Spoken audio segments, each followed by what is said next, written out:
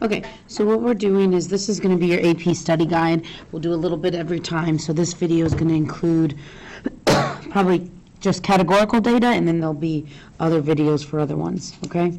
So categorical data for me is blue, so open up the tab that's that for you. First thing we'll write up here above, the types of graphs you can have for categorical data. You can have a bar chart. And remember, for bar chart, your bars don't touch.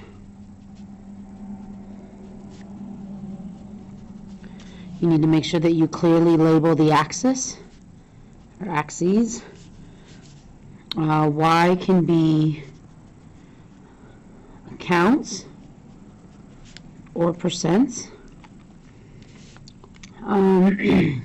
Bar charts may have overlap.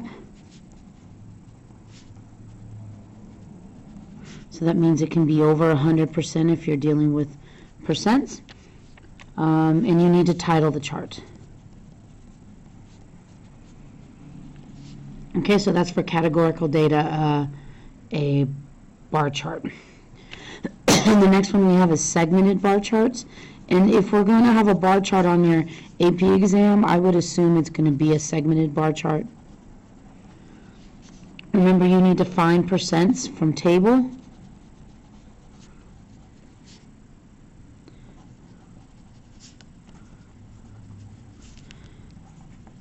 And this is marginal distributions. Okay, these must equal 100. Okay, and then you need to make sure you have a key for your sections of the bar. The last type of graph we can have is a pie chart. I really doubt that they're going to have you do a pie chart, but they could have you look at a pie chart and see what's wrong. Remember, these must equal 100%. And you should have no overlapping categories, so nobody can be in two categories.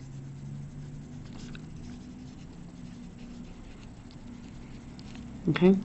Remember, for categorical data is no measurements. It's just counts, only counts.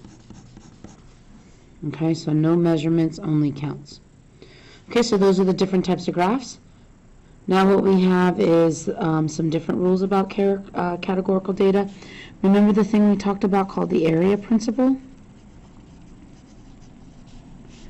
And the area principle needs, this is when graphs need to be to scale.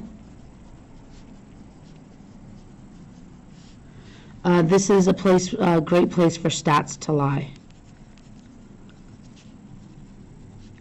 And this is also where I've asked you guys to bring in data, and I really like to have the ones that that show fake graphs, or where the graphs are messed up to show you something else. Great place for stats to lie. Okay, so then now we have tables. So a frequency table.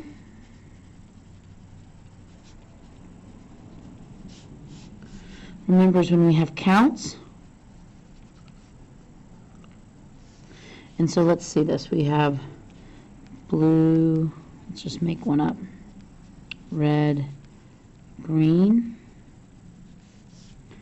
and then we have boy or girl. And so let's say I have 5 boys that like blue and 8 girls that like blue. 12 girls that like red and 7 boys that like red.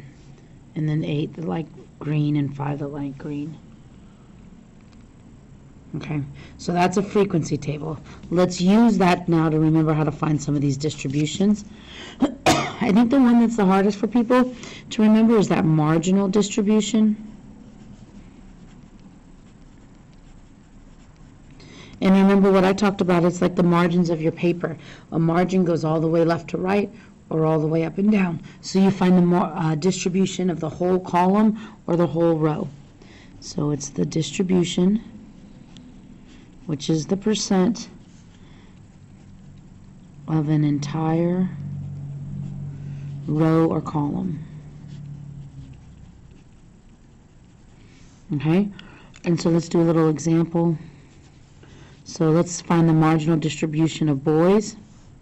Well, it's going to be all of boys, so it'll be 5 out of the total for boys, which is 25, and then it would be 12 out of the total for boys that like red, which is 12 out of 25, and then the last one is 8 out of 25. If you write this, do not just write decimals. You're allowed to write decimals, but without the fractions, you're not going to get full credit. You have to write the fractions. And so that problem was marginal distribution of boys. If I wanted the marginal distribution of people that like green, it would be 8 out of 13 and then 5 out of 13. Okay. The last type of distribution we had was conditional distribution. And this is when we throw a condition on where it tells us to focus on one thing. So you focus on specific cell, given you want one row or column.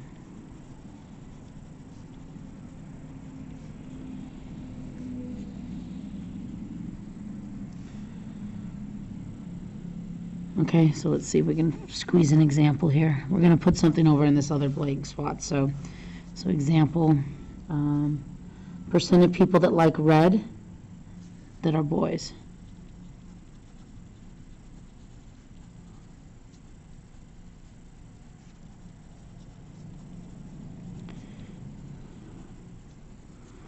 And so the way, remember when we would write it, it would be percent of that like red. So red's what it's telling us to focus on, so that's the given, and the given boy, and then we want the boys. And so we focus on just red, and the overall red is 19, and out of those, the boys is 12. Okay? And then the last thing I want to do is I want you to remember what it means to be relative frequency. If it asks for, oops, let's spell it right.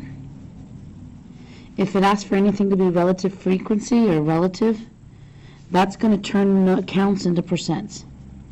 Turns counts to percents. So you would do your math and change all the fractions, or each of these fives, you would break it down into percents. Okay? So that's categorical data. Make sure you ask questions if you don't remember, or if you weren't sure on something I said on this video.